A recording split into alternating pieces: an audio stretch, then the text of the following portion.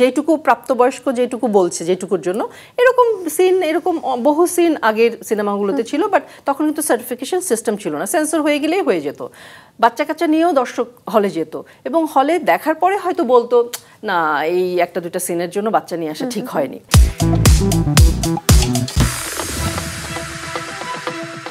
Foil শুধুমাত্র যেমন বললেন যে শুধুমাত্র ভয়ঙ্কর ওরকম কিছু না, বরং সেখানে আসলে একটা পরিবারের সুন্দর কিছু গল্প রয়েছে, রোমাঞ্চকর কিছু ব্যাপার রয়েছে, পাশাপাশি সন্তানের সাথে বাবা মার এক অদ্ভুত সম্পর্ক আমরা দেখতে পারবো সেই সিনেমায়।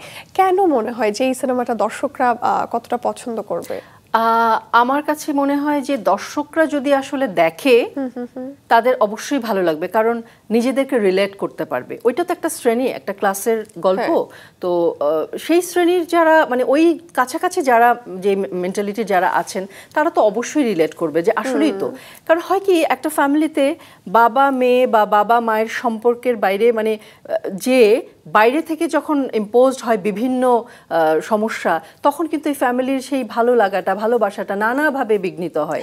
এবং দেখা যায় যে বাবা মেয়েকে ভুল বুঝছে, মেয়ে মাকে ভুল বুঝছে বা মা মেয়েকে ভুল বুঝছে, ব্যাপারগুলো কিন্তু এরকম হয়ে যায়। বাট দিন শেষে তারা একটা ফ্যামিলি এবং তারা কিন্তু ভালোবেসে একসাথে থাকতে চায়। তো এই যে এই ছোট একটু জায়গা বললাম, এটাই তো একটা পরিবারের আসলে মূল মন্ত্র। প্রতিটা পরিবারই তো চায় যে তার ফ্যামিলিকে নিয়ে সুন্দরভাবে যাপন করতে।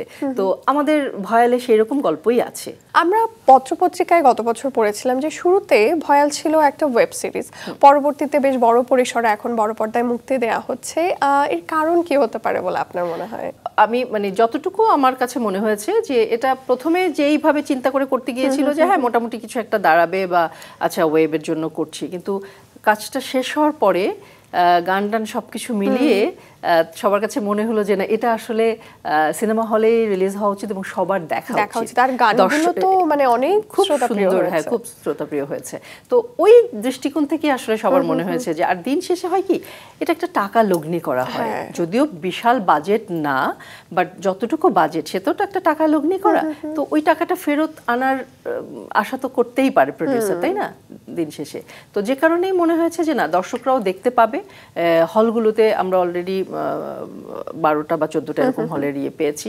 তো সেইটা দর্শকদের সাথে কানেক্ট করার জন্য আমার মনে হয় যে সিনেমা হলে রিলিজ দেওয়াটাই সবচেয়ে ওয়াইজ ডিসিশন। ফেসবুকে তারপরে সোশ্যাল মিডিয়াতে কিন্তু এই সিনেমার ট্রেলার টিজার গান সবকিছু নিয়ে বেশ আলোচনা হচ্ছে এবং আমরা দেখছি প্রমোশনের ক্ষেত্রে আপনারা বিভিন্ন শিক্ষা প্রতিষ্ঠানে ইউনিভার্সিটিগুলোতে যাচ্ছেন।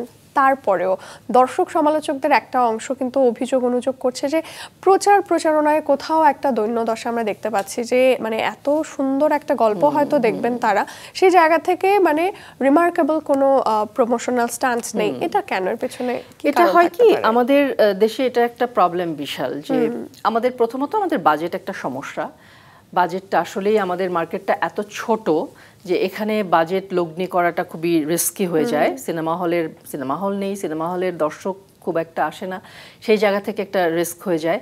এবং দিন শেষে ফিল্মটা শুটিং করা হয় কিন্তু প্রচারণার জন্য যে একটা বাজেট থাকার প্রয়োজন বা রাখতে হয়, ওইখানে এসে দেখা যায় যে প্রডিউসাররা হতাশাগ্রস্ত হয়ে যায় যে আসলে এখনো যদি খরচ করতে থাকি ফাইনালি খরচটা কত দূর উঠে আসবে।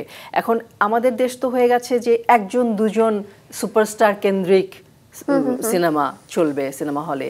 এর বাইরে যত ছবি আসে বা যত সিনেমা হলে যায় না কেন, দেখা যায় যে দর্শক মানে ওই যে একটা মাইন্ডসেট হয়ে আছে যে ওই সেলিব্রিটির ছবি হলেই আমরা যাব, আদারওয়াইজ আমরা যাব না। কিন্তু এটা হলে তো আসলে সিনেমা ইন্ডাস্ট্রি আর গড়েই উঠবে না, তাহলে তো ওই একটা জায়গায় থেকে যাবে। এটা তো একটা বড় হওয়া উচিত। আমার মনে হয় যে দর্শকদের উচিত ওই জায়গাটায় সাপোর্ট করা প্রতিটা সিনেমার পিছনে, যে সিনেমা যদি দর্শক দেখতে না আসে তাহলে মূল্যায়ন হবে কি করে, এই যে প্রচারণার বাজেটটা পাবে কি করে প্রডিউসার, তাই না?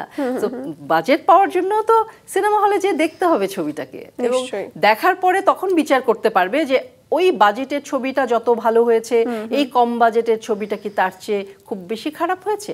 বা গল্প তো আসলে এক একটা গল্প এক এক রকম, এক একজন দর্শকের কাছে এক একটা গল্প এক এক রকম ভালো লাগে। তো যদি আমি বেশি গল্পই না পাই, বেশি ছবিই না, আমি সিনেমাই না দেখতে পারি, তাহলে আমি চুজ করার অপশন পাবো কোথায়? মানে অপশন তো থাকবে কিভাবে? সো আমার মনে হয় যে দর্শকদের উচিত সিনেমা হলে গিয়ে সিনেমা দেখবে এবং যারা সিনেমা পিছনে লগ্নি করে এবং যারা সিনেমা অভিনয় করে বা ডিরেকশন দেয় তারাও প্রতিনিয়ত উৎসাহিত হবে যদি দর্শক দেখে।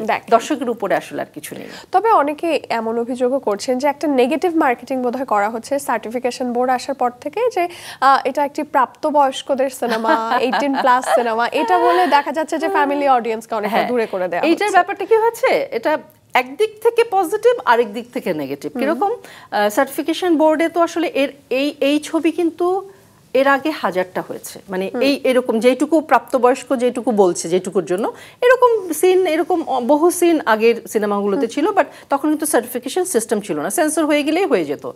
বাচ্চা কাচ্চা নিয়েও দর্শক হলে যেত এবং হলে দেখার পরে হয়তো বলতো না এই একটা দুটা সিনের জন্য বাচ্চা নিয়ে আসা ঠিক হয়নি।